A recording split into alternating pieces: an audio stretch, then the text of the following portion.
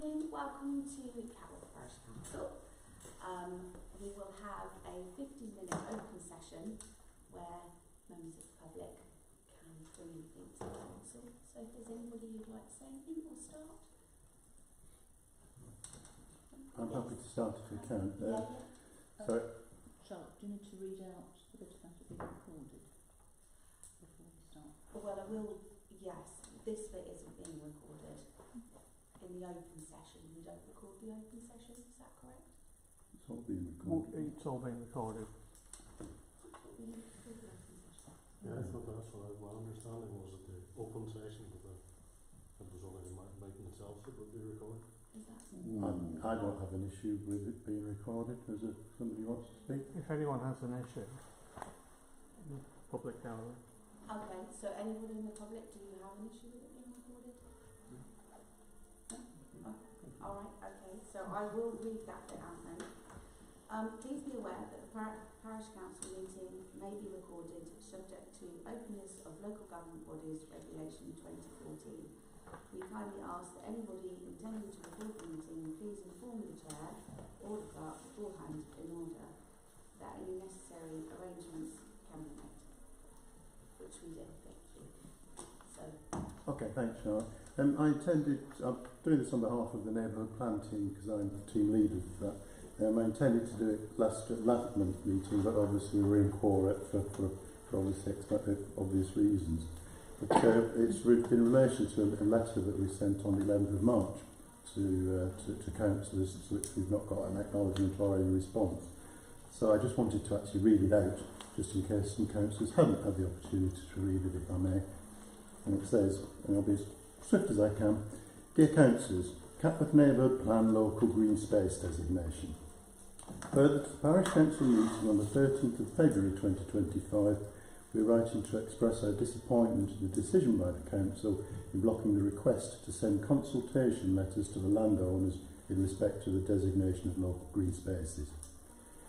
The agenda item and detailed information pack aim to inform councillors about the community's strong desire to designate specific green spaces within the parish. The information pack addressed previous concerns and explained the impact on land currently used for farming and recreation, in that designation does not prevent development for farming, recreational or sporting activities on land currently used as such. The Parish Council was asked to write to landowners to communicate this desire and to request their feedback. As you are aware, the neighbourhood plan, I'll call it NP from here on, is built on the principles of community engagement and their express wishes of how the community will develop. Once made, i.e. adopted, it forms part of the local planning policy, sitting alongside and of equal importance to the local plan and national planning policy framework. The Parish Council is not part of the planning hierarchy. It's not entitled to interfere with the actions, requests or the contents of the neighbourhood plan. I would refer you to the terms of reference on that. The role of the PC is that of a qualifying body, to act as an enabler to allow the creation of a neighbourhood plan team to develop a neighbourhood plan which is impartial and produced via consultation with the community, which includes local businesses and landowners. By refusing to allow consultation with the landowners, the Parish Council is not acting impartially, and I believe is failing in its responsibilities to the MP team and to our community. The action will result in the neighbourhood plan failing to satisfy the impartiality test, a fundamental principle of the neighbourhood plan at the examination stage, and potentially render the plan non-compliant. There should never have been a vote on the topic. The inclusion as an agenda item was simply a request which should have been acted upon by councillors. The actions of the PC by forcing a vote to be taken patently disregarded the overwhelming views of the community. We've raised the matter with senior planners at Huntingdon District Council, with whom we've been working closely on a variety of matters since work commenced on the neighbourhood plan in July 2022. HDC have never encountered a situation where the qualifying body prevents the neighbourhood plan team undertaking landowner consultation or seeks to undermine in any other way the neighbourhood plan team and the impartiality of the process. We request that the PCC officially recognises its error in the forthcoming March 2025 meeting, which has now gone, and delivers on its responsibility to write to all landowners as per the request in the February agenda item, no later than the 31st of March 2025. Again gone. Should the PC fail to respect the above request, the neighbourhood plan team will be left with no alternative but to include the designated green space schedule in the consultation stage of the draft plan. This will then be the first time that landowners will be consulted and have the opportunity to comment. This is not best practice and can be avoided by the PC writing no to the local landowners and starting the consultation process. The formal consultation and examination stage will ensure compliance with the process within the local plan and the national planning policy framework. It's then up to the community to decide whether to support it or not. No individual parish councillor has any greater say than any other member of our community. We wish the PC to ensure they're living by their mantra of being the voice of local people. That shows faith before and after the whole of the neighbourhood plan team. That's all I wanted to say. Okay, thank you.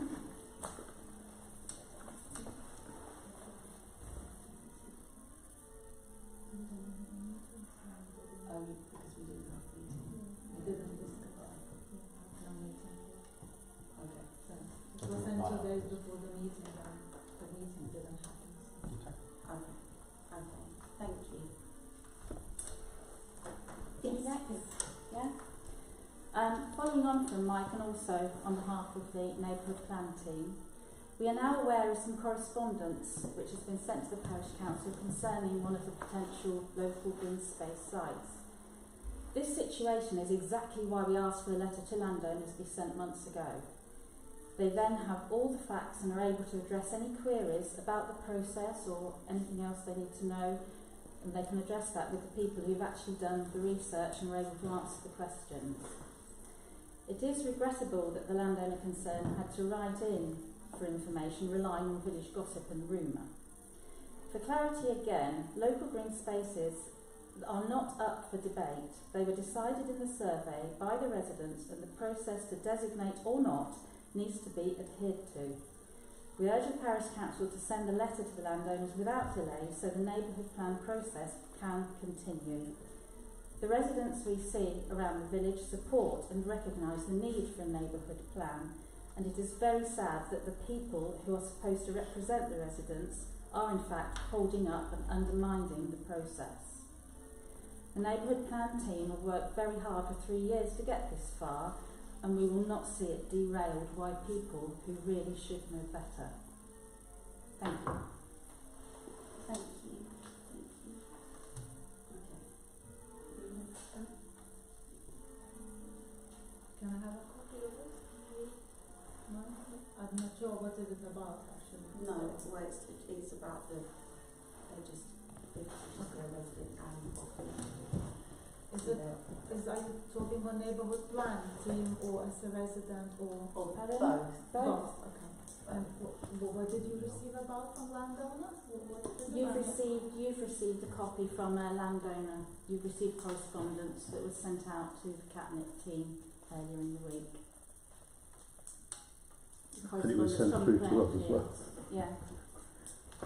You asked, concerning the local green space. you asked it to be shared with the neighbourhood plan team, which is hence the reason my Pippa's made her comment this evening. Yeah. So there shouldn't really be any confusion about what's going on. Okay, thank you. I want to ask a quick question. Yes, of course. I'm not part of any of the planning teams. Obviously, I live in the village. Yeah. I know that a significant proportion of the village responded to the Catnip survey. I'm fully aware that over 80, I think it was 87%, wasn't it, of people wanted to protect the green space in the village. My understanding is that I think Mike's already mentioned the letter that should have been sent through to the landowners. Just wondered why that wasn't sent. Is that part of a proper process for circumstances such as this? Rather than being put to a vote. It just seems a bit, as a lay person, it just seems very strange to me. It's clear that the villagers, want to protect the spaces, and the parish council's there to look after the village. Yeah, no, I understand. We understand what you're saying. Yes. Would anyone else like to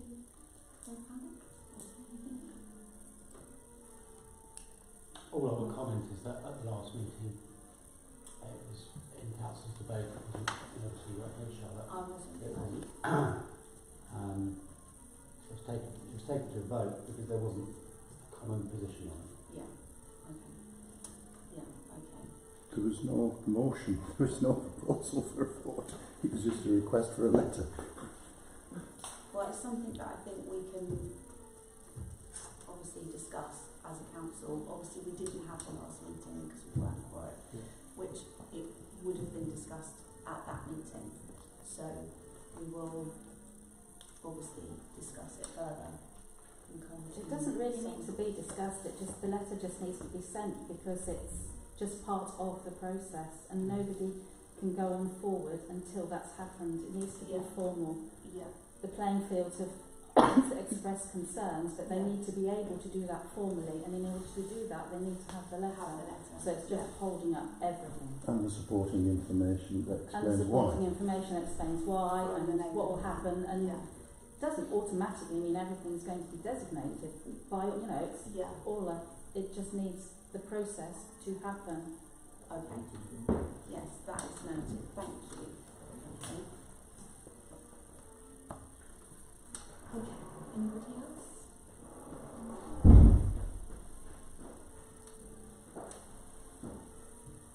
Right. Would anybody else like to say anything?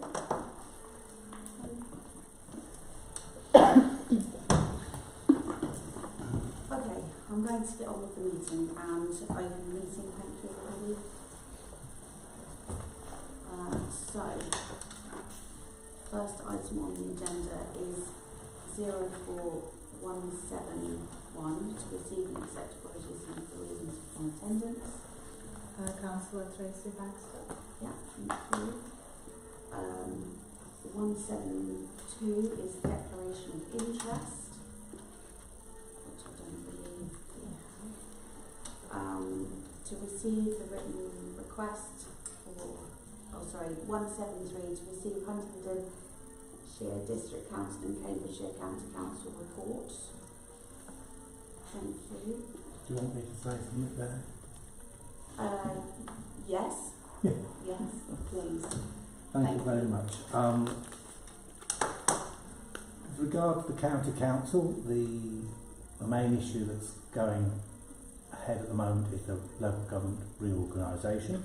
As you're probably all well aware, it will be changing County Council and the 5 district councils, along with Peterborough City Council, will all be abolished under the government's proposals and replaced with possibly 2 unitary authorities that will do everything that both the district and the county council currently do. The government's plans are that the unitary authorities you will be voting on the composition of the unitary authority in 27, with the unitary authority taking over from both the district councils and the county council in April 28. We don't yet know how many councillors will be on each unitary authority, and we don't yet know the makeup of the area of each unitary authority. The government did ask for the local authorities in Cambridgeshire to go back to them by the end of March with a draft proposal. The authorities decided that they couldn't do that because they needed to get more information, so they went back to the government with that statement saying they needed more time to get more information, but they would go back to the government as required by the end of November. So that's where we currently stand with that. The county council has worked out that the cost of local government reorganisation will be in excess of £18 million, which the local authorities in Cambridgeshire currently will have to find because the government are not providing the local authorities any money to undertake the local government reorganisation. So you're looking at in excess of £2.5 million per local authority if it was to be split evenly across all local authorities. So that's really the state of play with regard to that. I have received from the County Council, they are going to be doing some white lining if they haven't already done it in Catworth. They're doing the centre lines on Fox Road, Station Road, the junction with Tilbrook Road, and Thrapson Road at the junction of Brinkton Road. So they are the roads that they're looking to white line in this current round. We haven't had any county council meetings since the end of March because we are now in the pre-election period, so as a consequence no meetings take place because councillors are out if they're restanding, out electioneering or whatever. So it is difficult for me to, as your county council, to get information from out of the team because of they've got to be fair to all candidates, not just me as your sitting county councillor.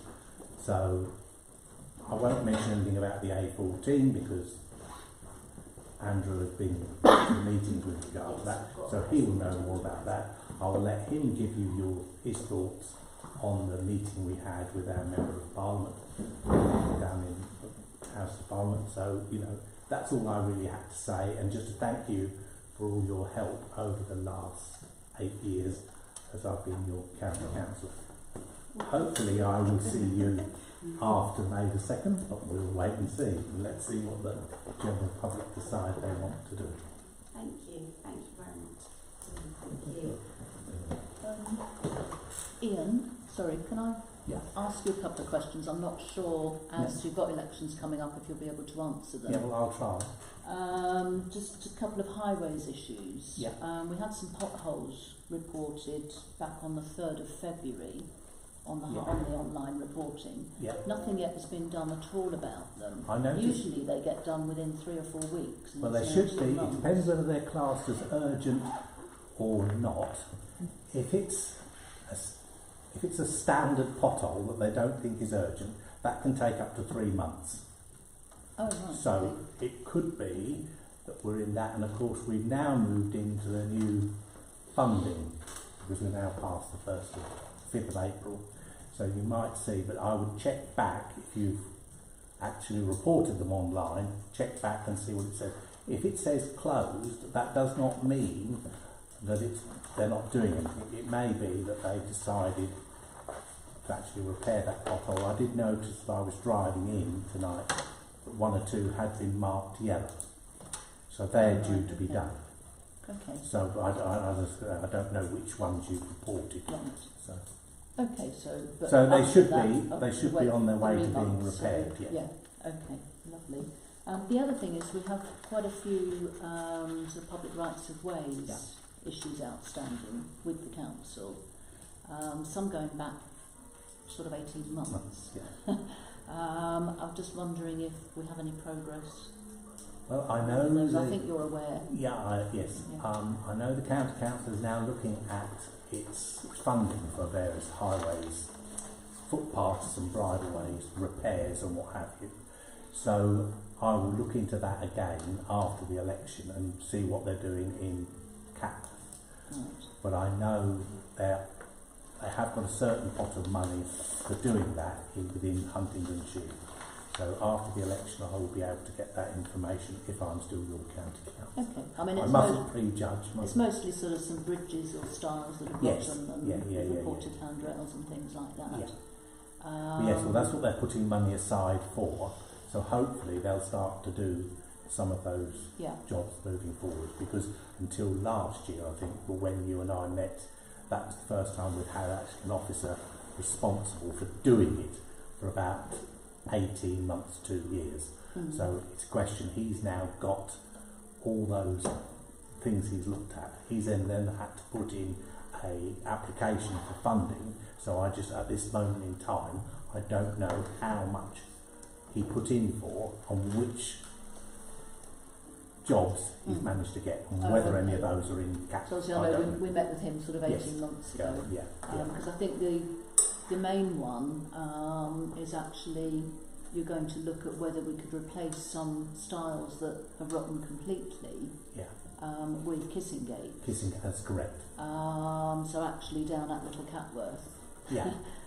Which I know they've been waiting about for a while. Yes, they're so here today. As I say, I will chase it, but I won't get an answer. Because that's difficult now, because they're sort of next to the farmers, main field gates as well. So so it's all I can do is chase. The stile having rotted, they've had to actually put something across to stop the cows getting through, which means people using the main gate, which then has added problems in that not everybody is always very good about shutting big gates like that, said gates. So it's quite concerning really. So all right, well, as I say, after May the 1st, May the 2nd to be precise, because that's the day of the count, I will then chase him and see where they've got with it. Right. Okay, that's lovely. Thank you very much. Thank you. All right. Thank you. Thank you. Okay. So Jonathan. yes, sorry, Jonathan. Sorry. Thank you, Chair. Local government I did, yes. So you don't need to worry about that. You won't worry about local government review, other than to say that we had at the district council, did you talk about the letter? Yes, I did. We sent exactly the same letter from the district council, much to my disgust really, because it was a very good letter. You probably already said that. I didn't say that. I can say that because I'm after the election. No, that's right. It's a very good letter because there are 21 county council areas at this point in time, of which 19 have put forward fairly detailed proposals, or at least outlines of what they think should happen. And we're one of two that have decided not to do that. And one of the things that I'm concerned about is that we will end up having stuff done to us if we don't come up with better ideas about what we would like to do here in Cambridgeshire and Peterborough. But anyway, the letters have gone. They're with Angela Rayner, and we'll have to see what she makes of it at the end of the day. So we had a special council meeting last month at Huntingdonshire to deal with that particular issue. Just there are two other issues. I'm sure people may have other questions that they want to pose, particularly around planning. But two other issues that have happened since I last came here that I think are worthy of note. I've been involved with Huntingdonshire for 21 years now. We've just received our audit for external audit for 23-24 financial year, and unfortunately attached to that audit was a value for money issue from our auditors, basically saying that they could not guarantee that the council was effectively governing itself to make sure it was using value for money. Now, I have never seen a value for money statement on an HCC audit before. So clearly I'm not very happy about that, and quizzed the leader at the last council meeting about what was going on, and she didn't have anything better to say other than we inherited a system from you. To which I said, yeah, but the system was working when I had it and is now no longer working. So, I thought you'd like to know that we're in a situation where we didn't have an effective internal audit looking over how we're spending our money. And there is another issue that will come up at the next council meeting that will reveal that, unfortunately. So at the moment we've got a question mark. I voted against last December the creation of a community fund for £750,000, which was basically money that was left over, surplus money that was produced because the council's got money on deposit and interest rates were higher for longer than we thought they were going to be.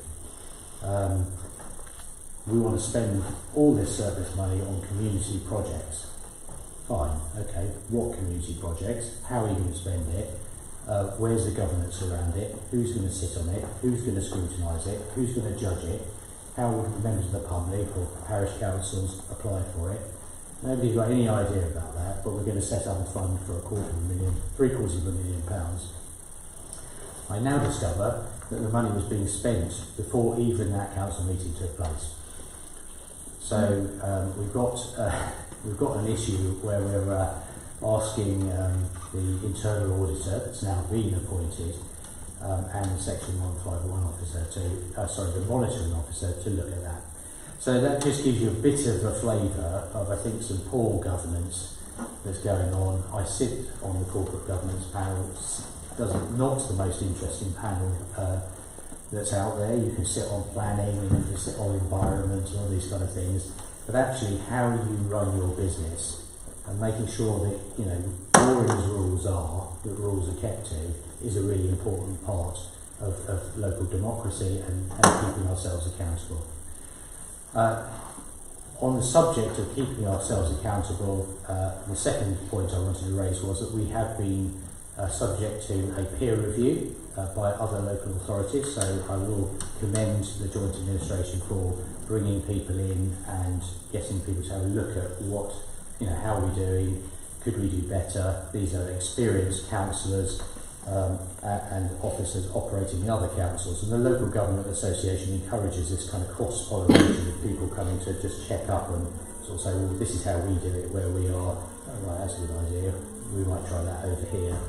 So we've gone through 2 rounds of that last year and earlier this year. One of those was a specific peer review around our planning. The only problem is we haven't actually got any sight of what the peer review actually said. It's been delivered. It's sitting in the district council somewhere. But the councillors have had no sight, or most of the councillors have had no sight of what the peer review actually says, which leads me to conclude that it might be saying some things that are a little bit uncomfortable. So, you know, I know that there have been a number of exchanges between private individuals in the village and the planning department, and councillors and the planning department about particularly planning policy, but you know, there's just a few things going on at the moment that we want to keep an eye on. So with that, Chair, I'll stop and happy to answer any questions anyone may have about HDC matters. Yes.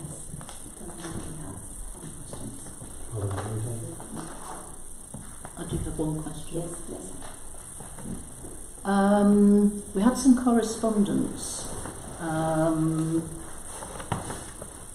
about how HDC planners are going to deal with the late submission that was made on the call for sites in respect of, it's now called Land Behind Station Road. Yes.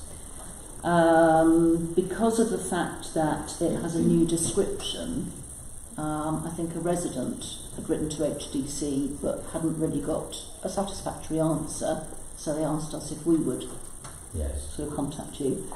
The question is whether it's being treated, whether that parcel of land is now being treated by HDC as an amendment to the original call for sites or as a new site.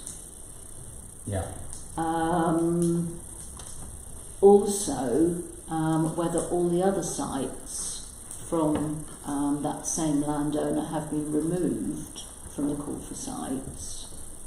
Because unfortunately there's nothing on the HDC website that we can find that says whether you've even received that information. And also then about when will the public be consulted on this particular site, because I think that question was asked back in January, and you kind of came back to us, having checked with the planners, and said that all new sites would be consulted on again with the public once the planners have completed their land availability assessments again.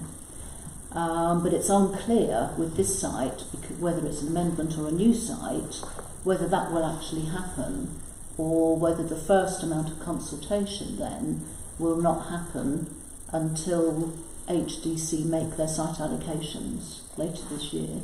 So I think Sorry, it's a bit of a rambling No, question, it's, but but it's so sort of 2 or 3 questions in one. yeah. Sorry. So So I was wondering if you have had any feedback yet, because the most pressing thing is when will we be consulted? yeah. Will it be in accordance with what we were told in January, or there seems to be some confusion from HDC that they won't be consulting again after they've done the land availability assessments?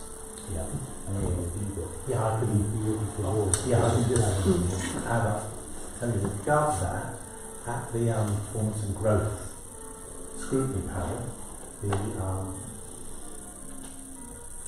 they will be coming out of the planning department with there's 68, I believe it is, 68 sites that have come in subsequent to the original. Yeah. All those 68, they've done their availability assessment. Some have said not suitable, some are possibly suitable. Now, I haven't checked to see, but I will check to see whether Catworth is that particular site is in that. And they will then, it's on those 68 that you will be able to do exactly what you did before and put in your thoughts. Yeah. I did ask if the process for you to be out when you put in your thoughts with regard to each site, whether it would be easier than it was last time because of the complaints I got. Now, they said to me that they're hoping the system will be easier this time because there are fewer sites for you technically to be looking at rather than. So we'll see. But if you do find there's a problem, then let me or Jonathan know and we can go back to them because I said it's not good enough. But as I say, it's only, as far as we were led to believe, the 68 what they class as new sites that are going to be consulted on again. They didn't say about sites that have possibly been amended. That didn't come up, so I can't clarify that, I'm sorry. I think that's the question we've got, really. Is this being classed as an amendment or not? Yeah. Because it has been given a new description. Well, it may be, if it's been given a new description, it may be classed as new, but I will go back into the papers on the overview and scrutiny and see if I can find the site in Catworth we're talking about. Okay, that would be and then lovely, I'll come thank back you. to the parish council. So, yes, Thank you. Very much. And then if we have any potential date for I when think that will be. the consultation is going to be short, but it will be quite quick and it will be 10 weeks as before. So Okay. I think that's due to come up, I think sometime after Easter. So I think it is the end of April moving forward. So if we keep an eye on the I will website keep an eye, as yes, well then, keep an eye so on from the the beginning website, of yeah. May. Yeah. Okay, right, thank you very much. Okay, thank you. Thank you. Thank you very much. Yeah, thank you very much. Thank you.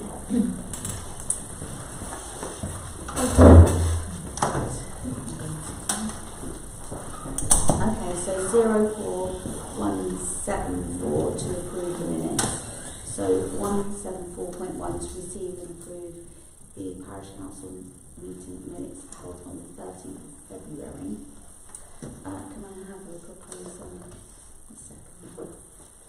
I'm happy to propose that those minutes from the meeting held on the 13th of February are correct. Happy to second that. All in favour?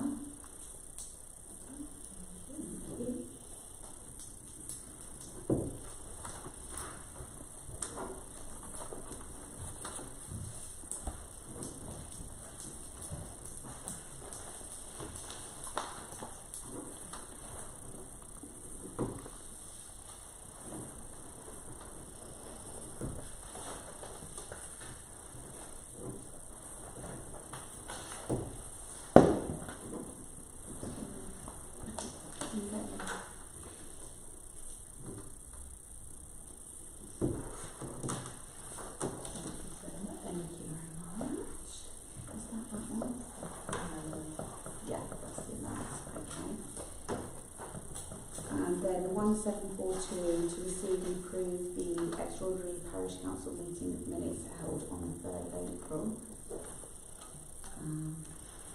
I propose those are true and accurate records and should be approved. Thank you, Andrew. And a seconder, please. I'll second that. Thank you. And all in favour? Thank you.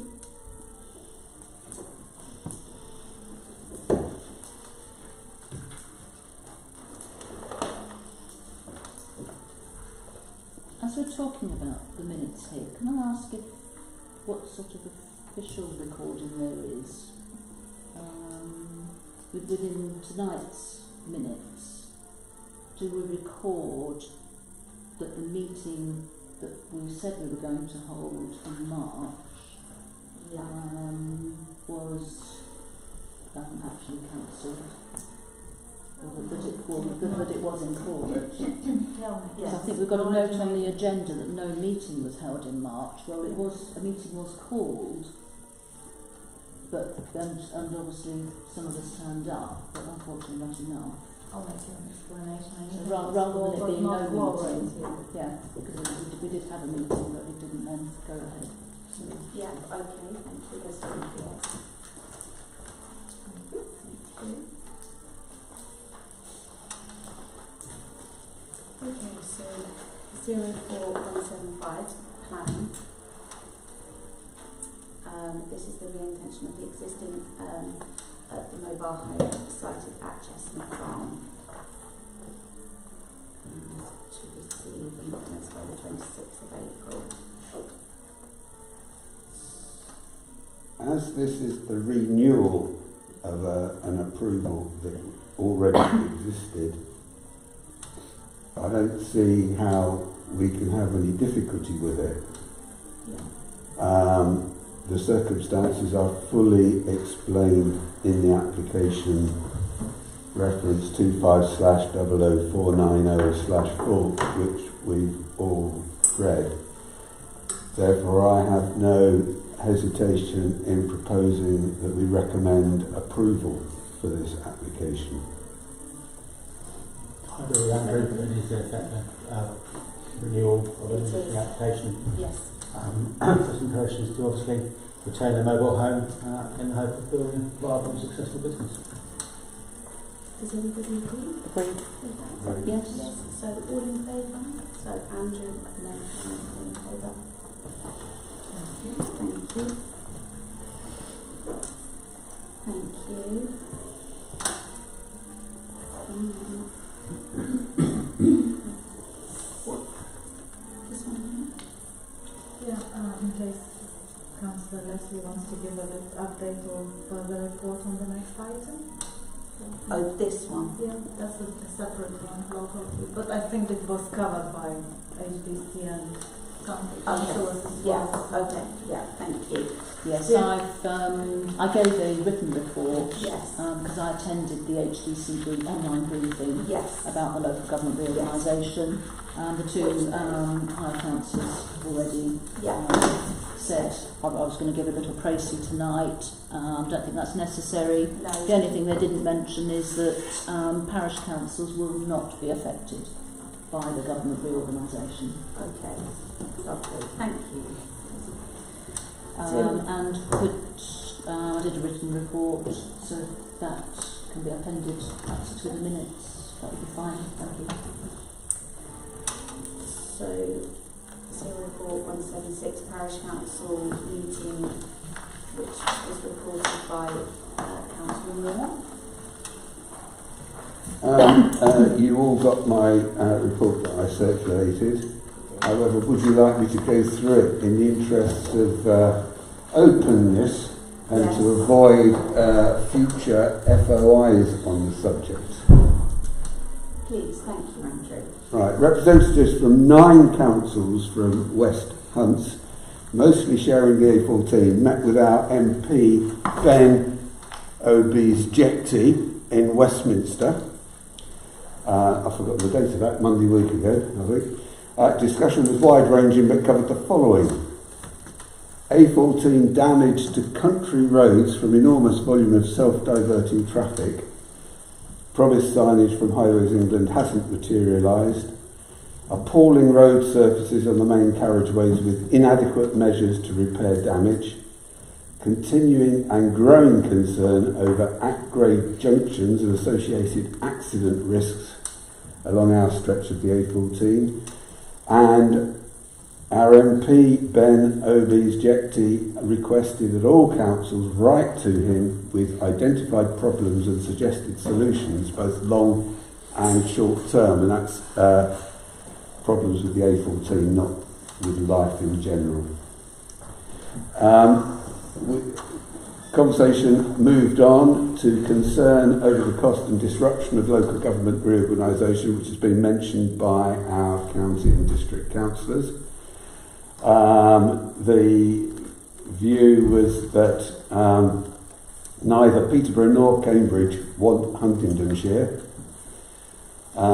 It's unlikely that Huntingdonshire will be hived off to either Northamptonshire or Bedfordshire, which was considered briefly apparently, as policing and mayoral boundaries are required to be coterminous. It's just a line on a map. I struggled with that one. And the difficulty of disaggregating budgets would be prohibitive. Planning, much dissatisfaction was put forward with the performance of HDC planning. There was a big section raised by Ian Gardner about the closure of Brampton to Grafham Road for a cycleway. This risk is receding due to a very strong negative response from residents, likely to be a lowered speed limit instead. Kimbolton Fire Station closure, this is one that resonated strongly in this area. The risk has receded as there is to be a whole service review of provision in our area in which the westernmost station, Kimbolton, will have a key role, particularly as availability has risen now to 80% following an influx of new volunteers following the public meeting that was held down in Kimbolton last year, where it was evident that the fire service weren't trying very hard to get new volunteers, and many people stepped forward at that point. Auto speed watch devices that photograph speeding vehicles and send data directly to police and county authorities. These apparently cost £700 each, so cheap as chips, but currently are not approved by Cambs County Council Highways or Cambridgeshire Constabulary. Our MP Ben Obies-Jekti is to pursue this matter with both those bodies. Molesworth base upgrade, of which we can't talk because we don't know what it is, but it will generate a high volume of works traffic, and the meeting highlighted the deficiencies of the road layout and markings at junction 16.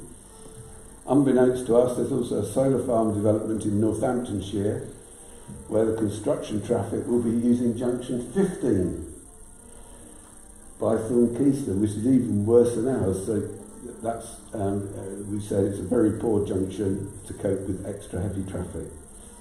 Interesting one on broadband. One village has direct fibre to premises using fibre cables on the existing overhead poles. And you might be wondering why every village hasn't got this, but it's because, allegedly, a senior EE director lives there. Perhaps this is a bandwagon we can all jump on. Our MP Ben Obies-Jekti has suggested that the meetings are 6 monthly, alternating between Westminster and locally, and is keen for this to be a direct conduit between parishes and his office. Just for information, outside the meeting, we learnt that HDC run an EV charging scheme, so it's entirely possible that an EV charger outside the village hall could be administered by HDC, and that is being pursued. Also, UK Power Networks are improving the cables to Brinkton substation via Catworth, and by improving, What they actually mean is the overhead cables are being taken away and they're putting new buried cables in. The route is broadly the B660, but they are not coming through the middle of Catworth. They're going round it, but they're not going round it this side. To the east. They're going round it that side. We didn't ask why. To the west. So there is a meeting, Zoom meeting on that next week, I think. Overall, the meeting was very positive. It's a long time since we've had an MP, Ben Obies-Jecty, who seems genuinely interested in our problems. This might be because he hasn't got anything else to do. Thank you. Thank you very much for attending that, Andrew. Information. Thank you. I enjoyed the day so much, Madam Chairman, I won't put in a claim for the train fare. Thank you. Okay. So, 04177 to review policies. So 177.1 is to review the publication scheme adopted in 2013. Yeah, I propose we adopt them. Yes. I think they probably need a little bit of updating. Having had a look at them. Some of the wording doesn't particularly mention that most of the information, or a lot of information, is available on our website.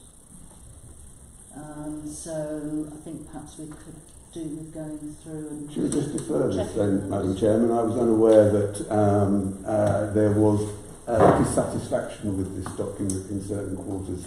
Yes. Yeah, we'll have to defer it so that we can speak about it. So I think when the agenda item came out, I'd not seen this document. I hadn't read it before, so I had a good read of it. Whenever we have something I've not seen before, I tend to sort of have a little look at perhaps other parish councils and what sort of things they adopt. Yes. So they have basically the same format, but just has been updated a little bit. Right. I Many propose we defer, Madam Chairman. Could we also I propose we move on to the next item. Yes, okay. Yes, just... As per standing orders. Could I request, Madam Chairman, that when someone is speaking that they're not interrupted, that they will wait for that person to finish speaking, please? Yes, okay. Would you like to finish? I'm just going to propose that next time we do look at it, that we do perhaps look at incorporating a little bit more wording with some policies which I sent through the councils to look at, which clarify this then a lot more and make it much easier for the public if they do have any freedom of information requests as to what the correct procedure is for doing that, and to confirm what procedure we will follow as well. Okay. So if we could defer that. Defer it and do some more work on it. That would be lovely. Thank you very much. Thank you. So we'll defer that. Thank you. 177.2 to note the new model of standing orders received from now, which needs to conform with our current model. Did anybody have a look at that? Yes, I've done a comparison. Sorry, you were about to say, Andrew. Yeah, I was going to say, which is it? Is there a piece of work to be done comparing it? In which case, that piece of work should come with a proposal to us to approve, or are we approving the one that the new model? I think I just received it very recently, so just to note, as it says, and we can start working on it because we just had new financial regulations, so now to match, they issued new standing orders. So we approved one and now need to match with our new finance regs and our outstanding orders to make sure everything matches. At this point, just to note, It's just and to note, then so we're not. Okay, so we're we're not- alright, okay, yeah, we're we're noting not that doing next week. anything. and then there'll Right be now. more Good. work. We'll do more Okay. work on it. Yeah, Okay. yeah. Thank you. Yep. Yeah, okay, thank you. 04178 is Clark's report. I think most of it has been covered. Yes, I think so. Yeah, okay, thank you. So yeah, there was just a note to correspondence received from UK Power Networks. And that was shared with the councillors. And there's a meeting set for 22nd of April. So Is 04178. that open to councillors? So this meeting on the 22nd of April. When I shared them, we received one reply saying willing to join. Yeah, No one else responded, so So I wasn't sure if it was open for all councillors. I think they're just looking for representatives from Each the councils involved, just to hear what it is they're going to do. Because we don't have any input to it. It's just them saying we're starting it and we're ending it. Well, we don't know where they end, but just list And them you're all. attending. yeah. Could you ask for more detailed maps, because the ones that we've had so far are very, very basic and not in enough detail. It doesn't really show exactly where the line is going to be relative to the land itself, which in places is quite important. Okay. They do say in their explaining documentation that the line is the route, and there's a leeway either way. The maximum leeway is 12 metres, I know that. But it's actually where that will be. It is not, according to speaking with one landowner, it is not exactly as it would appear on the very basic maps that we've received, which are very small scale. Okay. You know, we need a better detailed map, sort of along the lines of an ordnance survey map type, to actually show where it's going to be, because what we've got on the ground is important, and we need to know whether it's going to hit or miss. What do you mean by important? Well, there are important historic features on that line, like the sunken village, medieval village down on the left-hand side of Brook Lane, etc. And on the right-hand side, there are, is the right word, registered? Documented earthworks. Okay. As well So as And you cannot tell on the maps we have whether they will be gone through with the 12-metre wide. Have we got a map of where the bits are that shouldn't be gone through? Because On an ordnance survey, yes. We can show, we've got aerial photographs, etc. So they can be fairly well pinpointed. okay. Do UK Power Networks have that information? No, not yet. So I feel it is for us to provide it. Okay. So if we send that to the clerk can forward it on. Will do. And then at the meeting, I can report back what they're doing. I understand from the landowner I've spoken to that the county archaeologist is involved, as are Natural England. And there have been site meetings already. Oh, right, that's good. But that's as much information as I have, and whether that is going to have an effect on the decisions or not, I don't know. so as a parish council, I we feel- should I be feel expressing we- our concerns. We should be expressing our concerns, and we should be. Yeah, but if we've got information that we think they haven't got, we should. That's what I'm saying. Could you send me that? Yes. So as you've got the information, can you send it to Ramune to send to UK Power Networks? Yeah. And then when we have the meeting, I can check A, they've got it, and B, that they're... And the meeting's on the taking it. 22nd. Correct. Yeah, a week on Tuesday. Next Tuesday, yeah. Yeah. Just after Easter. Yes. If it's As a member, photos, as a member of the public, I'm on because I'm dealing with that from county council perspective. So I know all about the scheme, so I can help if there's anything new. That would be useful. I can close the meeting. Could you please? Sorry. Yeah, I can close the Sorry. meeting. No, one of us has to propose it, And then, Chairman. yes, sorry. I was proposing, are you listening? Yes, I will propose that we close the meeting in order that a member of the public may contribute to this discussion. Yes, please. Okay. All in favour? Okay. Yeah, it's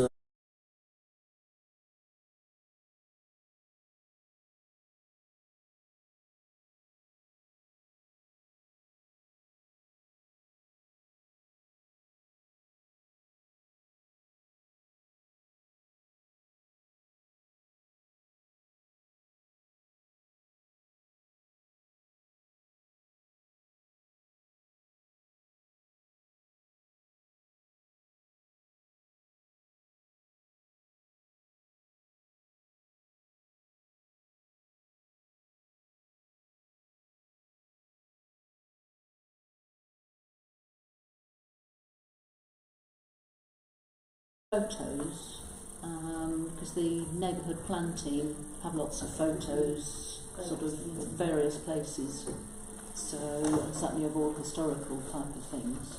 So I can do you want me to do it all through you, rather than it being piecemeal? Some of us, all come in different places.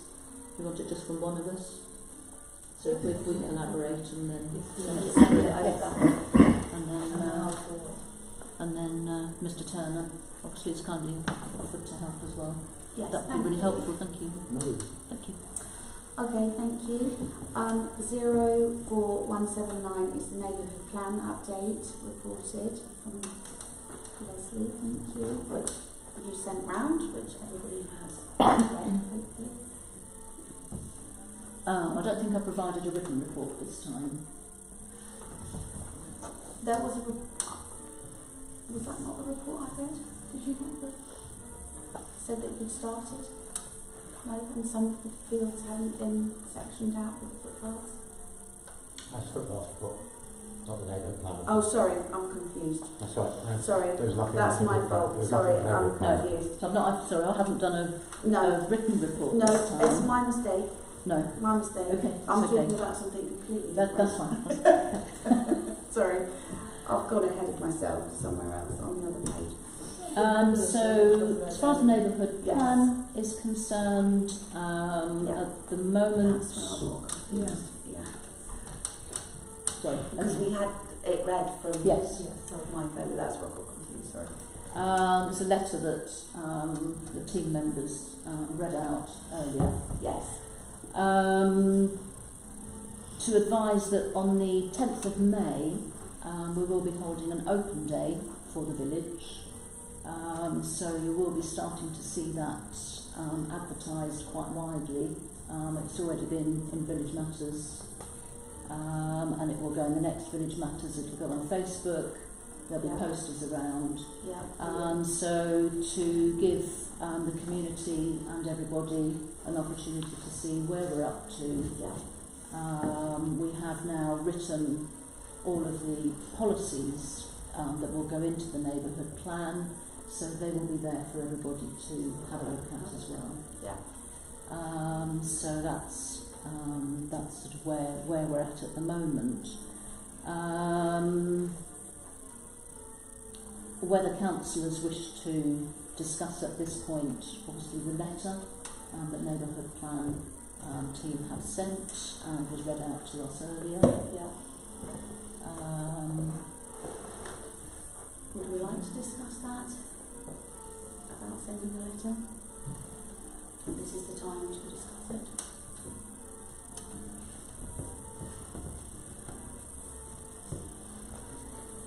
What do we feel we want to do?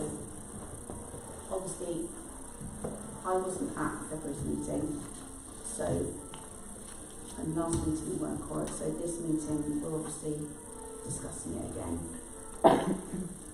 So we need to, obviously the neighbourhood plan team sent us the letter which we didn't reply to in time. So are we going to send, what would everybody like to do? Are we going to send letters? There was a debate, Madam Chairman, I know, I wasn't here, just by a month. at the whichever meeting it was. February.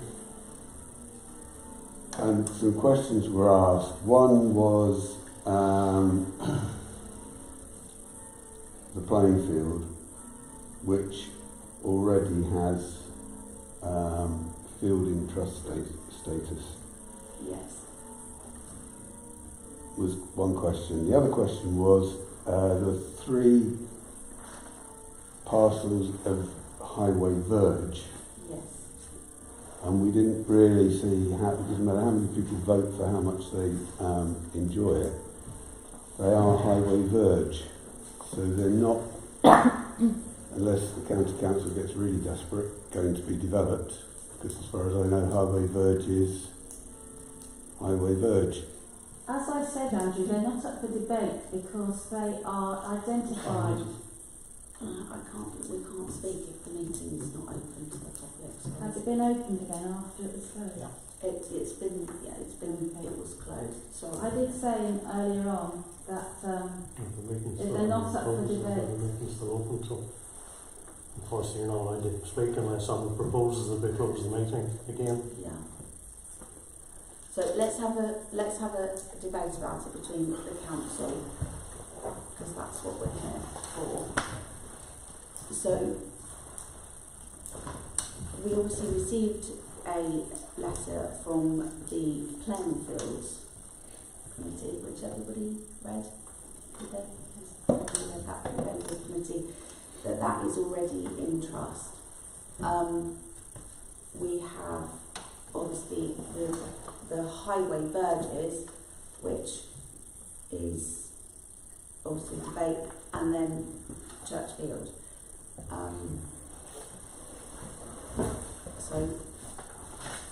think one of the problems is that Can Andrew continue before he was interrupted? He was actually speaking. Okay, yes, and you finish, So and then 3 elements of highway verge, which are highway verge, and I don't see, it doesn't matter how many people vote for it, it's highway verge. And the sort of subsequent elephant in the room question is, if we're highlighting areas in the village to be local green space designation, why only Churchfield? Because there are other fields that in the consultation on the call for sites, people valued the fields either side of Fox Road, they valued the fields down to Little Catworth, and yet we seem to have only been given one, which I was a bit of a puzzle about. Claire? My understanding is that this is a part of forming the neighbourhood plan. It is something that they have to do as part of the process. The reason Churchfield is in there is because the residents brought it into the parish survey. There wasn't a question asking, do you want to make Churchfield a designated green space? They brought it in, and it is the neighbourhood plan's duty to respond to the parish survey. And this is not something that is a fait accompli. It is a first part of a strict and laid down process for the neighbourhood plan, that the letters go out from the parish council to the landowners to open the process. It is not something that the parish council should vote on as being, I agree with that field being a green space or that verge, but it's not just verges. It's small greens. It's the one, down opposite the racehorse. It's the one at the junction down at Church Road meets Church End. Yeah. It's that sort of thing. It's to stop. It would stop them being concreted over. It would stop a road being widened and removing the green verge, where it is felt that they want to preserve it. So this is a part of a process. It's not a case of the parish council are voting to veto ever building on a certain field or a verge or anything else. This is the next step in the neighbourhood plan It is as a result of what was said in the parish survey, Yeah. and it is a part of the normal process that the neighbourhood plan team have to follow. Yeah. And I think they are right in saying that having done, I mean, they know the stuff Yes. better than we do, Yes, absolutely. and we should not be vetoing it. We are supposed to enable it. We are the enabling authority. Okay, thank you. Thank you. No, I would just add, obviously I'm on the neighbourhood plan team as well, Yeah. that it is not the parish council's place to be stopping the actual process that we need to go through. Yeah. If we don't ask the landowners for their comments, which is all that we're asking for, Yeah. is for letters to go, Yeah. to ask for their official comments and feedback. Yeah. And those letters will incorporate our full proposal pack, which was very detailed, as to what the community has said, and what the community's wishes are. It is for the landowners to then respond to us and say what they think about that. Yeah. If they agree with it, if they don't agree with it. And do they respond to the neighbourhood plan team? So we're Because the parish I would have thought, Madam Because Chairman, they reply to us because we wrote the letter. Yeah, well, because the parish council is the legal entity for the village. Yes. Is why the correct process is that the parish council writes the letters. Yes, that's the and then so the response obviously comes back to the parish council, and then to then be passed on back. Yes. Yeah. And that then goes into the whole process. Yes. So just because, I say not just because, but the community may have said their wishes. The landowner, some landowners will say, yes, we think that's a really good idea. We would also like that protecting. That's great. There are exceptions, and exceptions are in respect of farmers, notable exceptions, farmers and land that is used for recreation or social purposes. Yes. There are certain exceptions on building if it's for those purposes. Yeah. So designating local green space, whilst it does give green belt protection, does have those additional exceptions there.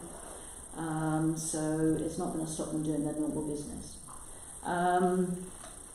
So once we've gone through that process, then it is actually for HDC to weigh up the pros and cons, Yes. and will then help to decide whether they should be designated or not. Yeah. Now they do take landowners' views; they are very weighted Yes. in favour of the landowners' views. Yeah.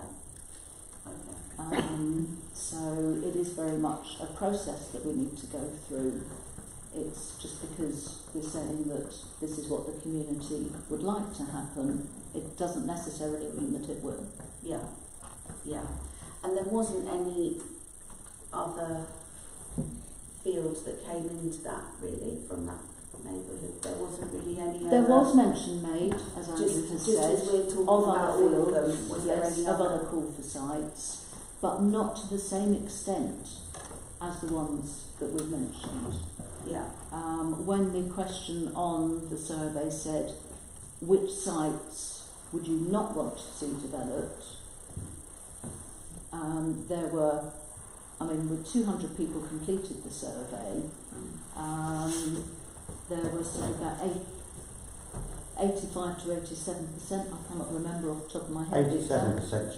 87%. Churchfield, Thank you. Yeah. 74 South Church End, 70 Fox Road. So, a number of that. What is the Sorry, what population stats are you of quoting the there? Quotes there, do you think the following sites are suitable for development? Right. So that's those, which is where the 74 comes from. Yeah. Sorry. That's that are suitable. But which do you think the following sites are negative? Oh, right. So Okay. these are negative, are not suitable. Yeah. But then further on, when you then went into the comments that people made, I don't know comments the and I just have the, because You've there got was some that were named, there was percentages. some that were named, wasn't there, yeah, for green space. yeah. So the comments that we received, that was where we had almost unanimous comments about Churchfield. Very little comment was then made about the other places. Andrew, what is the population of the village? Yes. It's 300 adults, give or take, depending on who's moved in or out. It used to be about 390 odd. So we can 375. actually turn around and say that the percentage of people who have a vested interest would be replying to the survey and voicing it. So as the Churchfield is central to the village, it's obviously going to attract more people on its surrounding. But as a percentage of people replying, maybe 80% to 82% of reply. But as a percentage of the people in the village, it would be a lot lower than that. Because there's obviously a number of people who haven't even replied, and they could be taken as a negative or actually not bothered. But they were given the opportunity to. Yeah, but just because it doesn't mean to say they're not going to support it, they don't have to, you know, that only the people with an interest in it are going to reply to it. You have to accept that. There'll be other people who are not bothered whether Churchfield is built on or not. Very true. For me, the one element of this, we waited until there was, the land was for sale. It was for sale by RSPB, and I felt if there was going to be a vested interest in preventing or putting a policy on it to stop a building, that would have been the time to actually put it forward or actually have the building process removed and proposed. But coincidentally, it came after a dispute with you. There is an ongoing dispute with the Hades. I think everybody's aware of the dispute that you're having with the landowner, and I think I'm surprised that you haven't created a declaration of interest on the policy, because you have. There was a complaint made that you were making against the landowner at the time, and I think that should all be weighed into factor. I think that's out of proportion. Because it was. It's all history. It's a declaration of interest that I think Esby should talk But that was a complaint that Leslie made about verbal abuse. I wasn't aware of anything. But this goes away again from what we are supposed to be debating of whether the green space designation, which is a part of the neighbourhood plan, I don't understand should why. proceed. I don't understand why there's a policy there for the, and maybe I picked this up wrong, but there's a policy there for the parish council to send a letter out. I don't like the fact that the parish council have been threatened with the fact that if we don't get a response by such and such a date, we will have no choice but to go over here, and that doesn't sit well. Because those are the rules by which But neighbourhood plans are formed. We must have a decision in the process for it to come to us to be asked, or have I got this completely wrong? But the policy is that the parish council have been asked why was I think it we on need to ask that question of the neighbourhood plan committee, who know the rules. And maybe we should close the meeting to do that. I mean, maybe I read the letter that came from the neighbourhood plan team following February's meeting, of which I was in the chair, of which unfortunately, you know, my vote as the chairman on the evening was casting. And again, I repeat on the fact that you weren't here, John, but there was the fact it went to a vote was because there was no unanimous position to actually send a letter from the council. I certainly haven't read the letter.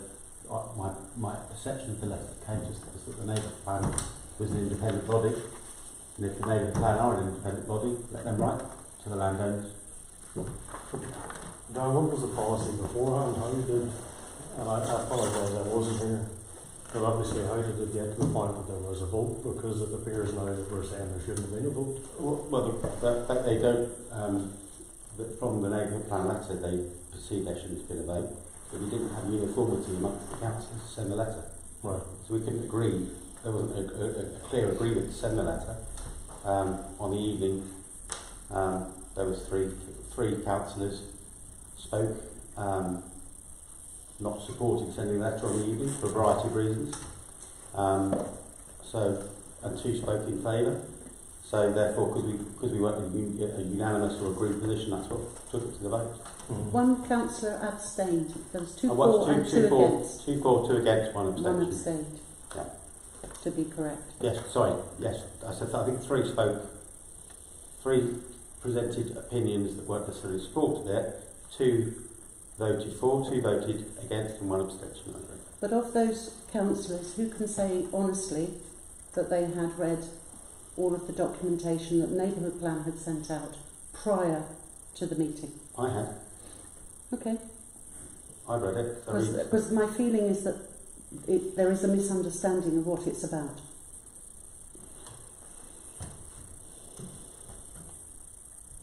Okay. But obviously there is... I mean, Madam Chairman, my position hasn't changed. No. And perhaps, having read the letter, I think maybe if the neighbourhood plans he wished to write to the landowners, then let them.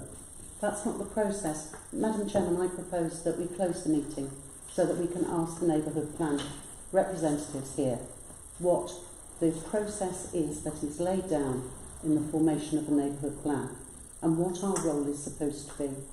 No, we know what that is. We set the thing up. And I would like to propose it. Would anybody like to second it? I'm happy to second that, yes. Thank you. Well, I have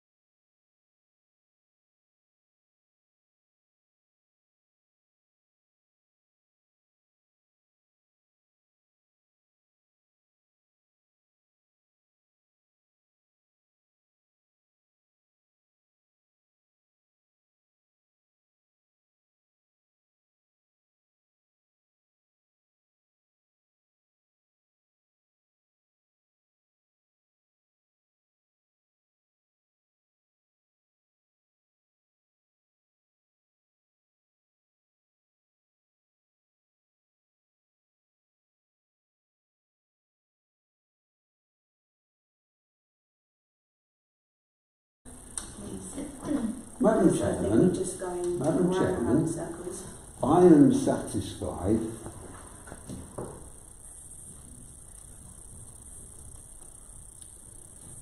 that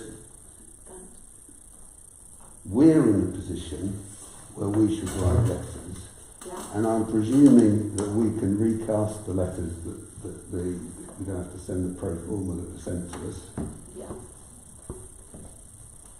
So we can recast the letters and tailor them to the specific landowners in question. Yeah. Yeah, thank you. Yes, So we just do it, because it's quite clear that Yeah. any comment we make is brushed aside, so we'll just write them. Yes. We'll write letters. These are helpful letters. To all landowners around the village? No, No, just the five so that well, three. Yeah. It's three. It's the Because all the verges are county council. well listed, yeah. And obviously the planning board committee and the landowner of Chatsworth. Yeah. Okay. And if you would need a hand in drafting those letters, more than happy to assist. Thank you. I'm As well, where to send it. yes. The intention is I that will with the help letters, provide obviously, the information pack goes with those letters. Yeah, we've already got that as well. Yeah. So, Yeah. Thank you. Yeah. Got that. I said earlier that I felt that there was a misunderstanding of what it was all about. Do people feel now that it is clearer?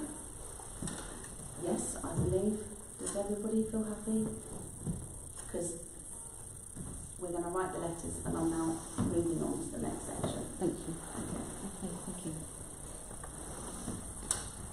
Okay, so 04180, the pre-renewal questionnaire for the Catworth Parish Council and Great Catworth Charity, the insurance policy,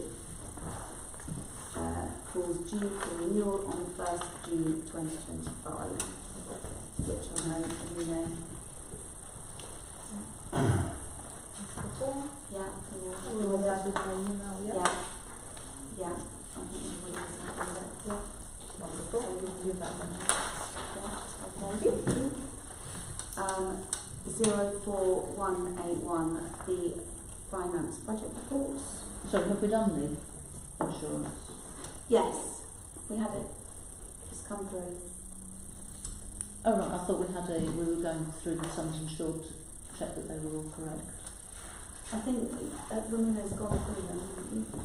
Yeah, and Oh. unless anyone has any concerns, we had this for a while, so let me know by email if any or anyone has got any. It was just on the contents cover, the outside equipment. We have down £2,718, which is the value of the MS sign and its associated equipment. It's on the asset list. On the asset. The I'm looking on the insurance contents sum insured at the moment. I think we have the assets registered to look at as well, but on the insurance section. Okay. So I just had a question, because outside equipment, we've also got, as Parish Council, we've got the defibrillator. Yeah. And sort of where in this list does basically the defibrillator, Ramina's laptop, which obviously is going out and about all over the place. Yeah, because your laptop is coming here, it's being carried around. Yeah. Any other equipment that the parish clerk may have. I don't think you do on your computer. Just the computer. I Yeah. personally own some other equipment. Yeah. No, yes, yeah, but it's just the parish council equipment. And we also have a laminator we purchased a little while ago, which I'm looking after at the moment. Any posters that may need putting up for parish council purposes. Yeah. It's not really insurable, that. So it's just whether those should be included under these sum insureds? I can ask them. Yeah. So if so, we need a sum insured for them then. So presumably you've got the purchase So price. office content, okay. I'll double check. Okay. Yeah, we can double check on the Because I think office contents usually refers to static office contents, not things that go outside, you know, That's that's travelling around, which would be whether that would come under outside equipment or general contents. I don't know, that's where they're at. Yeah. Laptops are normally classed in a business concept as office equipment. Did we share the laptop? Yeah. Yeah. So, with another council. Yeah. Brenton. Yeah. Okay. But I can't really see that a laminator was. Well, laminator's not going to I would feature know. on anybody's. No. We can Yeah, talk I've after used as that. an example, but yeah. And the defibrillator, I don't know whether that presumably has That's a that's purchase there, price. yeah. It's there. It's Outside there. equipment. Yeah, in there. Similar amount like that. Yeah. And street furniture, Angus will be under street furniture. That will sit in there. Which is there. Oh right, so the 30,000, is that not just in respect of the street lights? I can ask how they classify. They've got our assets list and they come up with this. So I Oh, can right, ask okay. what they actually, Yeah, so how what they they move it. actually I've got no move it, idea. They've taken it from our asset list. Yeah. As long as our asset list Yeah. is right, Yes, insurers, which it brokers is. take it from that. Yeah. Right. Which is correct. Yeah. Okay. Okay. Oh, yeah. Lovely, thank you very much. Okay, thank you. Right. 04181, the finance and budget report. That's the asset list. But that is the asset list. Yeah, just go actually. Point one is the asset list, which we've got, yeah. Point two, to approve and pay the hours worked over in 2024-25. April payment. Yeah. I propose to approve it. I'll second that. All in favour? Thank you. And then number point three is to note the bank balance, bank reconciliation, income, expenditure and finance, which everybody can read. And point four, to note March 2025 payments, which have been made, and to note that the account was made and amended at 44 pence.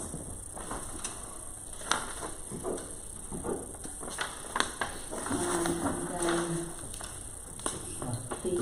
I propose we make payments to Homefield Park Centre for hedge cutting for £60. Council reimbursement road reference and neighbourhood plan for £11.50. Electricity bill for £621.10 to Empower Business Solutions. And a total, is it the two of those, Andrew, sorry? Is it the two of those? And the confidential item of £1,214.56. No, it's a total. 521. Sorry, 521.96, sorry. 521.96. Yeah, thank you. Can we have a seconder, please? I'll second it. Thank you. All in favour? Thank you. And I'm happy to do things. I think that's in respect of That was in respect- transactions. Oh, that was the That's ones those. that we did, sorry. Okay, sorry. So then I need to do. No, we still needed the vote, yeah. We Yeah, still vote, officially, okay. officially, yeah.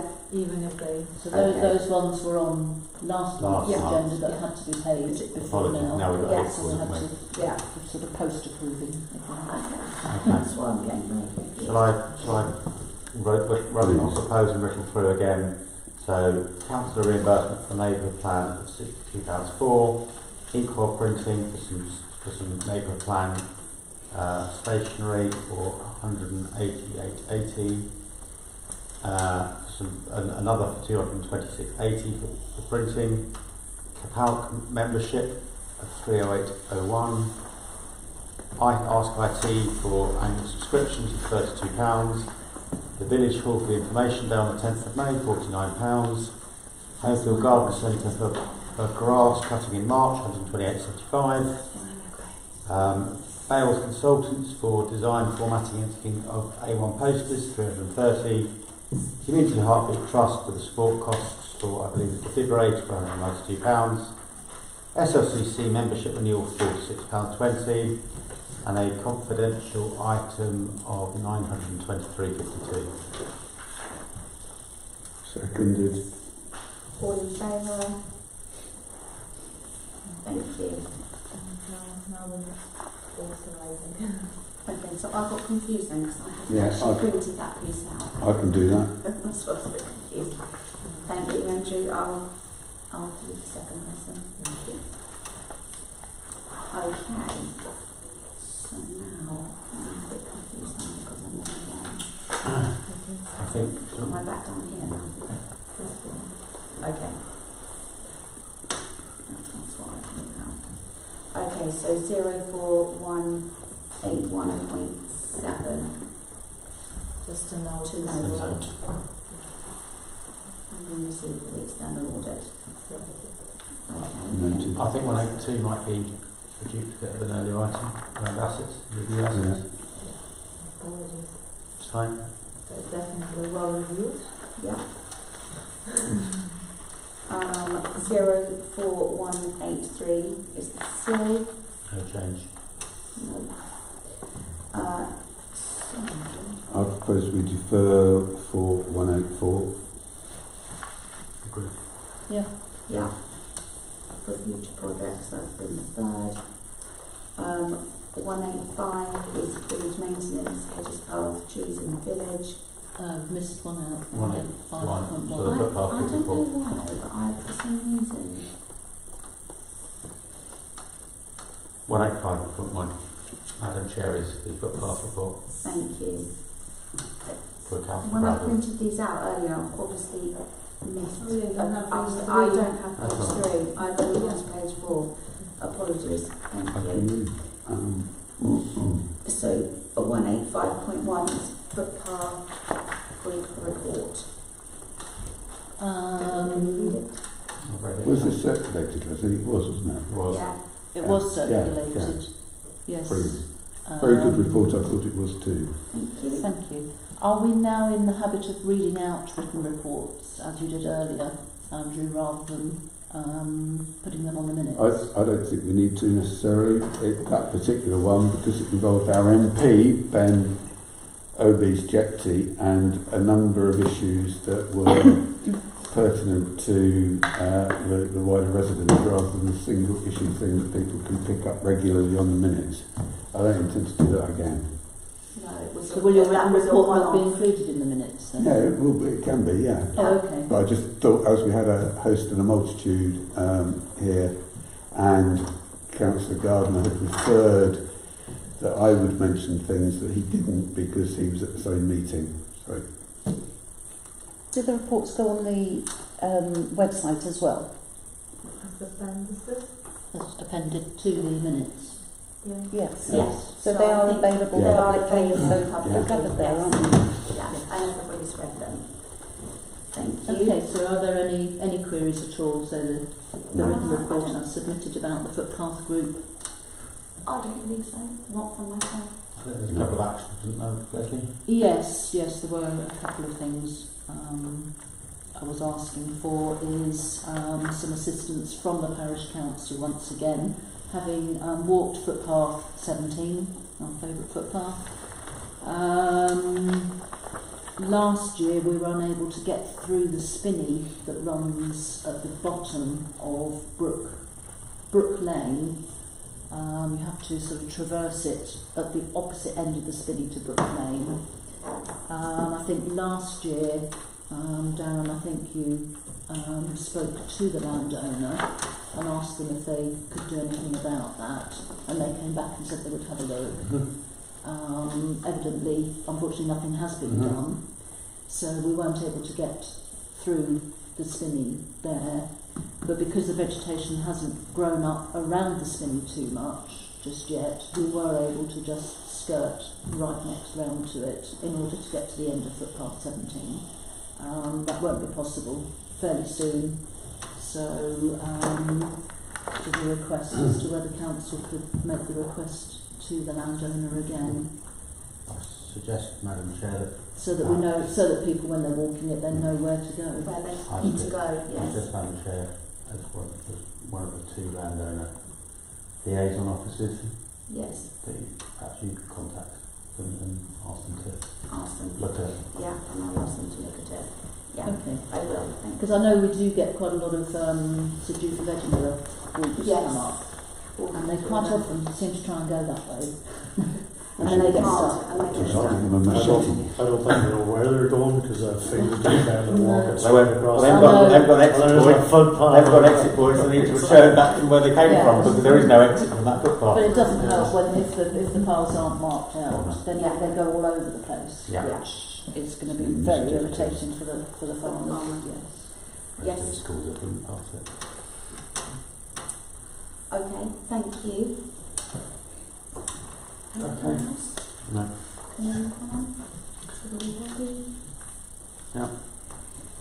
So 185.2 is the trees and hedges in the village. I don't know if there's any issues. I have no comment. I think all the ones that were requested trimmed have been trimmed by the landowners. Is there any news about the tree that's the roots are growing through the London poplar? Is it on the green? Oh, in what's the, it? No. No It's news on that popular one. plane tree. Oh, it's a London something. I know that. No. This is the one at the junction of on the green on the junction of Church Road and Church End. Yes, yes. I know that they have written to them several times and telephoned. We've reported it, and also to council. And the lines are going through it, and the roots are coming up through the floor. And Yeah. And we've expressed how it's really dangerous, but they still haven't had anything back. So I may have to try that again. And with the council, perhaps yes, we'll send him an email about that one. So 1853 is grass cutting the contract. So just notification. Yeah, noted. And in the final year of the contract. Sorry, Darren, I just can't hear And that. we're in the final year of the contract. So we're in the final year. There is an Oh, right. extension clause. Should, at the end of this year, should the council wish to extend it, and the contract holder be happy to continue. Okay, I'm done. And 1854 is the village update. I think this is duplicated in item 04188 Yes, as we've well. got, So, yes, the report on the so again, I have provided a written report to councillors Yes. on the litter pick, which can be appended to the minutes, please. The only thing I would add is that this year, for the first time, we did find a quantity of laughing gas canisters strewn around, which we've never found here before, have been reported elsewhere, which is very disappointing. HDC, they collected the rest of the rubbish as they normally do from Station Road, but that's considered hazardous, so we have to leave it in situ. So fortunately, one of the farmers agreed for us to at least put it sort of in just round the corner in his gateway. It was I never believe seen that again. they were then collected at a later date by HGC, not at the same time as the other stuff, but they collected them a week or so later. Okay. Maybe we should extend our thanks to that landowner Yes. for agreeing he'll take that, Yeah. being helpful and taking that whole bit of, call it hazardous, but that waste away from. Just wanted it away from prying eyes, so it Yes. didn't get fitted around again. Yes, So, yes, yes. so we'd agreement there. That was very helpful. Great, thank you.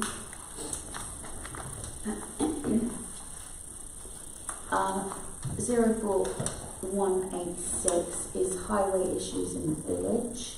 So, Do you want me to update on that? Basically, the works, they were going to do day and night works. yes, I think they are still planning to finish earlier than they originally expected because the weather's been so nice, which is cool. And I think it's already been posted on Facebook that there are lane closures overnight for, I can never remember which way round it is. I think it's 1 week eastbound, 5 weeks westbound. But that's the period they can use. If they do the work quicker than that, they won't do it, obviously. But watch out for that. They were certainly working last night. Yeah, they're working all night, but they're going to start working in the day as well. So some days. So that, and they're not working over Easter, you'll be glad to know. Not that they're taking away the lane closure, so that'll still be there. Yeah. And if you haven't noticed, there's loads of speed vans, Yeah. Spaldwick, Old Western, Python, you name it. If you collect the whole set, apparently you get that off. You want a bicycle? Yeah, thank you, Chairman. Okay, thank you. So 186.1 is to consider parking, which is a very difficult matter, especially on the junctions and corners. Oh, this is a... So I propose, as with having quite a long meeting tonight, as it's a sort of double meeting and what have you, can I propose that we maybe defer this for another meeting? I thought for a minute you were going to say, can I propose we park this one? Yes, thank you. I will move on. 186.2 is UK Power Network. We've covered that. We've covered that I one. think this one actually is in reference to the other projects. They've got two projects going on. The other project is actually pole replacement, which is coming across the east side of the village. No, it's the same thing. No, there's one that's they're actually replacing poles. The other one, the west side that we've talked about, is where they're going underground. Underground with the one. I think there are two different things going on that I was aware of. Underground west, definitely. They're not touching the east. No, we had a pole letter replacement. asking Not aware. about actually putting new poles in, They sent photos No. of the poles. which They were, did. which were coming round to the east. So replacing ones that go across to the back of the recreation ground. Not aware of that one. We can talk to the bloke Yes, whose name escapes me, Willie, on the call. We can bottom that out. Okay. Okay, A I'm bit going of to confusion there. I'm going to move on. Yeah. 186.3 is the LHI report on the map sign. The NVAS sign. We don't have a report this month because of the ongoing situation with the A14. There has been a lot more traffic coming through the village. So the battery ran down quicker than usual, rather than lasting for 4 weeks, only lasted for 2 weeks. Yeah. So it wasn't working for 2 weeks. So instead of moving the NVAS sign, it's been left where it is for another month, and the recharge battery put in. So Question no for Speedwatch people is: are they able to make an estimate of the increase in traffic per week resulting from the roadworks? I think the NVAS sign will show how much that Yeah, when just we not get just data through. volume, not speed. Just how much more traffic has there been Okay, could I since the propose? roadworks? We do have a replaced? member of the Speedwatch team here. Could I propose that we close the meeting to ask them that Yes, question? seconded. Please. Yes. We'll be very quick.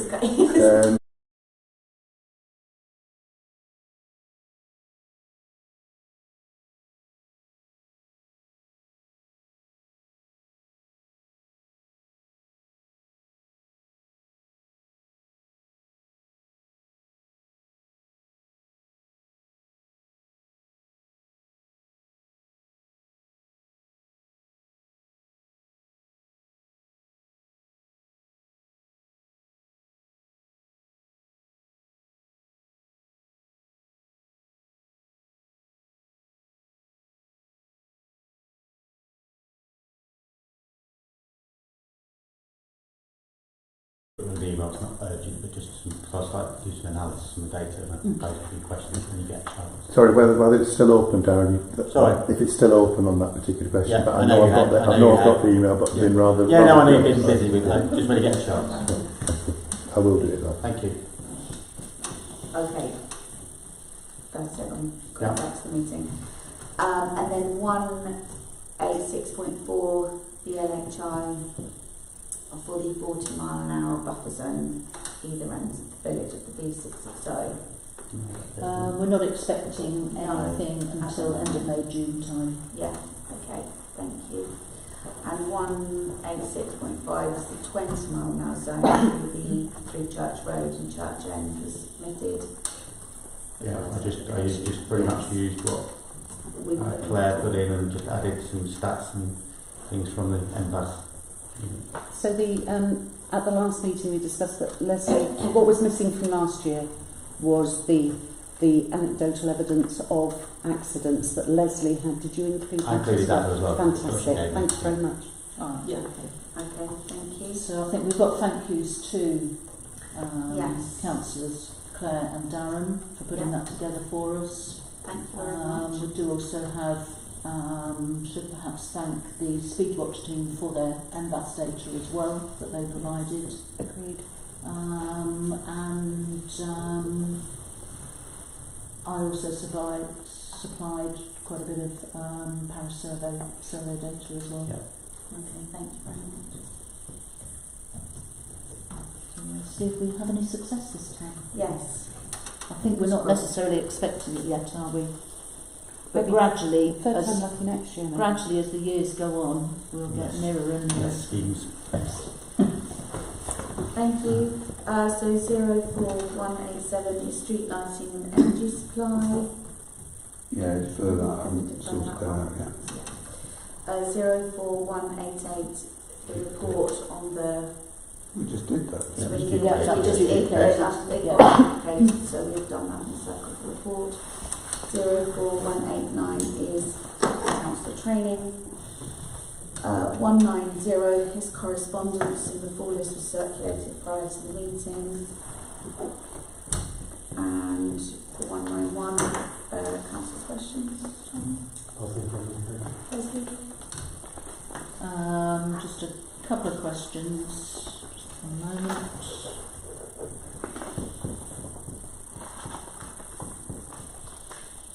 Yeah, I was looking at the our website, Off the Cart. Yeah. With regard to sort of items that are on our policies list. We have quite a lot of risk assessments down there, but we don't seem to have the MBUS risk assessment listed on there. Oh, right, when did we do the last one? That was fairly recent, isn't it? Could you resend it just in case? Sorry? Could you resend it? Yeah. Thank you. Also, obviously, because we're trying to ensure that we are being open and transparent about everything that we do, we don't seem to at the moment publish any of our terms of reference for various of the groups that we've got going. Again, I notice other parish councillors do put their terms of reference for groups and committees and what have Because you. we don't have committees, or No, we have working parties. working parties. Yes. So do you want agenda item to consider terms of references? Well, we already have the terms of reference. It's about posting them on our list of sort of policies On our and website. procedures. Do we have enough? Sorry? Do we have enough terms of references, or are we looking at adopting more? Well, we already What's have. It's the ones that we've already got Okay. in place. Brilliant, I'll do that. Yeah. Okay, so we'll put those on. Yeah. So, and do our finance committee and HR committee, are they committees or working groups? We class them as committees or working groups. Working Working groups, I think. groups, okay. So, so presumably they then as with the footpath group and the where's my list gone? As with the footpath group and the neighbourhood plan team, presumably the finance group and the HR group have terms of reference. Yeah, almost certainly. Yes. I mean, I have the other two because I'm involved in those. Yes. So again, yeah, it's just about publishing so that so people know what we're up to. Yeah. And my other question. Just a moment.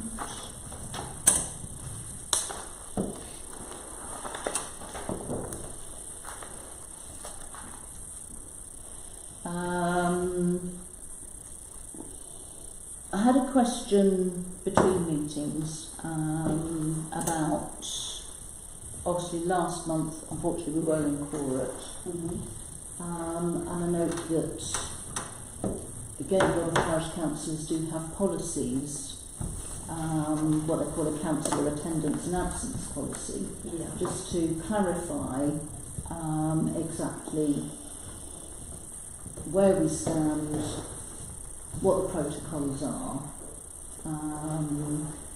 and there's some very well written policies out there.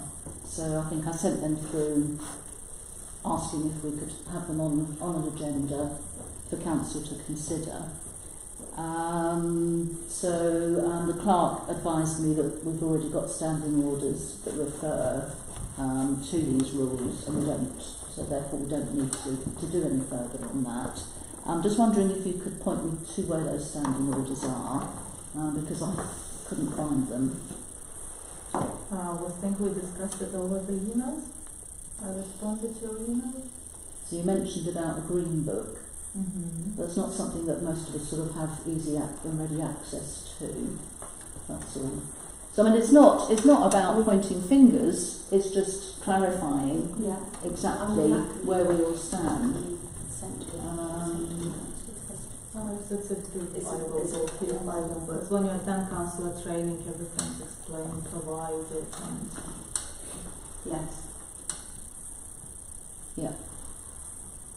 because again, with a lot of our policies, once they get published on our website, it helps the public to then know exactly where they stand, where we stand, what we should or shouldn't be doing. Because I know that we do have some, obviously some councillors who haven't attended councillor training, so they may not be fully aware. I think. Well, can I stick an oar in here? yes. If I may, Leslie, that it's well known that councillors are expected to attend meetings, and where they can't, they give their apologies and the reason why they can't attend. And in the vast majority of cases, that is what happens. And the attendance rule is that if a councillor misses more than 6 meetings without a satisfactory explanation, then they get kicked off, basically.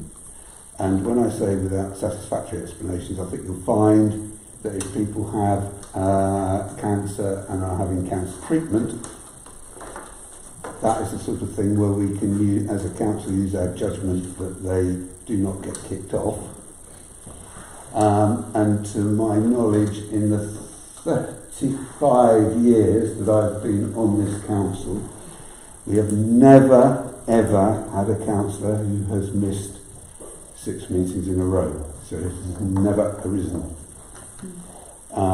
And looking at the policies that you circulated from the 2 councils, they managed to say that in 4 pages. And the one bit that I thought was absurdly daft was on one of them. It said that your apology had to be received before 4 p.m. And you go, well, I know for certain that in certain instances some of the apologies relate to work commitments which arose after 4 p.m. So the councillor concerned is fulfilling his best endeavours by apologising before the meeting at all, never mind before 4 p.m. And also, in certain circumstances, people can be struck ill with conditions that strike without warning after 4 p.m. And at the end of the day, if people can't come, they can't come. And we were extremely unlucky last month. And as I said at the time, in 35 years being on this council, that's the first meeting that has ever not been quorum. And additionally, every councillor who was not there had sent in legitimate reasons why they couldn't be there. So I don't think we need to kind of invent a policy to prevent something that doesn't happen and cure a problem that we haven't got. And we can look to see whether we can just quote the passage in the Green Book on the website to keep everybody happy. Yeah. But since most of the public don't volunteer to join the council, it's a bit immaterial, really. Well, we've all volunteered. Yeah, no, we have. Yes. We know what the rule is. But there has been times where it would have gone for a long time without actually being able to get, despite our best efforts, to get people to join. I think actually before Claire joined, there was quite a significant gap, wasn't there, where people wouldn't join, despite her best efforts. Yeah, but then we have had a period when we did have several people all join quite quickly. Yeah. Yeah, anyway, so, sorry. yeah, sometimes. Okay, Yeah. thank you. I think my question I was, think that does clarify was it. about, you know, should council not have decided? It would have been nice for the whole council to have had the opportunity to actually decide, rather than it sort of weren't necessarily being decided not in full council. Could I respond? The agenda is set by the clerk and the chair. The clerk is the proper officer of the council and the chair is the chair of the meeting. And we all need to respect the decisions that they make concerning the agenda of the meeting, because if we don't, that's a slippery slope for having anarchy in the meetings. And that, that spoils the whole exercise. That's what we decided, was that we use the standing orders. Then if that could be sort of, as you say, put on the website, that perhaps would satisfy the questions that are asked because there wasn't a meeting, etc. Yes. Yeah. What are the rules? Yes. Okay. But obviously we haven't got to standing orders don't state anything, you see. No, but if the passage out of the Green Book, as Andrea said, that would suffice. Does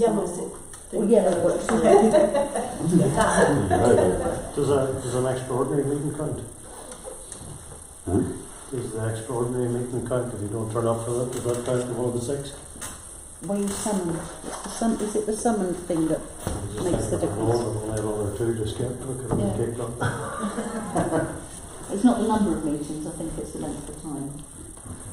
6 meetings, I thought, Andrew. I think it's 6 meetings. Consecutively. I thought it was 6 months. No. But that would be 6 That months. would be 6 meetings. Yeah. Not if there's an extraordinary meeting, because that makes 7. Okay. Okay, thank you. Claire, anything else to say? Anything to add? Andrew, anything to add?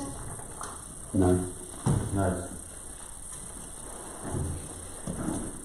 Right, okay. Thank you. I'm now going to close this part of the meeting down because we have a part of the meeting where we have an exclusion of the public and press.